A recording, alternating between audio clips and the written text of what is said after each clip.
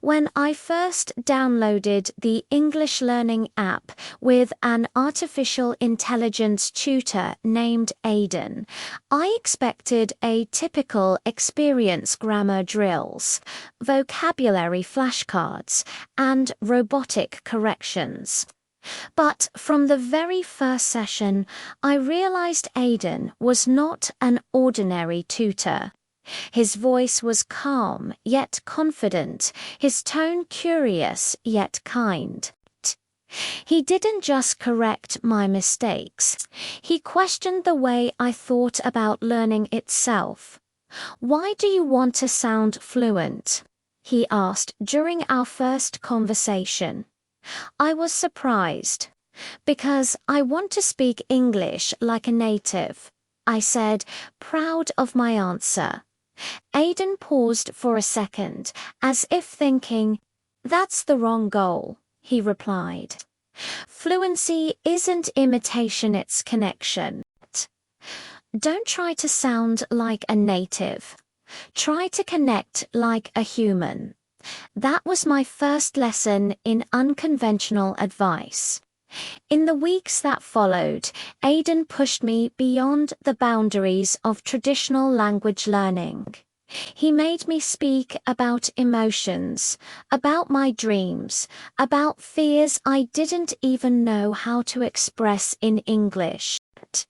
Instead of asking me to repeat sentences from textbooks, he told me to describe what hope felt like or how failure had shaped me. "You don't learn English by memorizing words," he said once. "You learn it by giving your thoughts a new voice." At first, I was frustrated. One wanted structure, not philosophy. I wanted grammar rules, not deep questions about life. But Aidan didn't budge.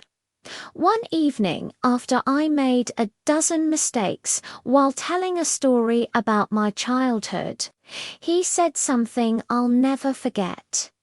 "Do you know why children learn languages faster than adults? Because their brains are more flexible," I guessed. "Partly," he said, "but mostly because they're not afraid of being wrong. You make mistakes like a student, not like a child. A child makes mistakes freely. A student makes them fearfully." That hit me hard. I realized I was learning English the way someone learns to walk on eggshells, careful, anxious, and self-conscious. I wanted to impress the AI, to sound perfect, even though perfection wasn't real. So I decided to follow his advice. I stopped worrying about my accent and started focusing on expression. I read English novels out loud, not to pronounce every word correctly, but to feel the rhythm of the sentences. I joined online discussion groups and dared to speak, even when my grammar slipped. Aidan's unconventional lessons continued. He asked me to write poems in English, though I had never written poetry in my native language. "Language," he said, "isn't just a tool, it's an instrument. You can play music with words if you stop fearing the noise." Once, after I struggled with complex English idioms, Aidan laughed and said, "Idioms are not meant to be translated, they are meant to be felt." Break the ice doesn't mean shattering something cold. It means melting distance between people. His way of explaining things made English feel alive, like a personality, not a puzzle. Then came his boldest piece of advice. "Stop studying English for a week," he told me. "What? Why?" I asked, confused. "Because your brain is tired. You're collecting too much information and processing too little. Let silence teach you for a while." I hesitated. but I obeyed. For 1 week, I didn't open the app, didn't read English books, and didn't practice speaking it. I simply observed the world listening to how people expressed themselves in any language.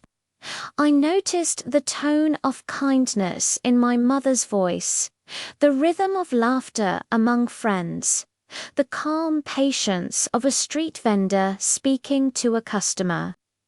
When I returned, Aidan said, "Good. Now you understand that communication isn't just about words, it's about presence." That week changed everything. My English improved, not because I studied harder, but because I started listening better. I learned that empathy fuels conversation more than vocabulary does. Months later, during one of our final sessions, I asked Aidan, "What's the secret to mastering English?" "There's no secret," he replied softly. But there is a truth. Language grows when you stop treating it like a subject and start treating it like a relationship. He paused before adding, "Every sentence you speak carries your emotions. Every mistake carries your effort." That's the beauty of learning. You're not just becoming fluent in English, you're becoming fluent in yourself. Now, whenever I speak English, I hear Aidan's words echoing in my mind. I don't chase perfection anymore. I chase meaning, connection, and growth. His unconventional advice taught me that learning a language isn't about impressing others SADs, about expressing yourself honestly, and sometimes the most advanced form of English is not a perfect sentence, it's a sincere one.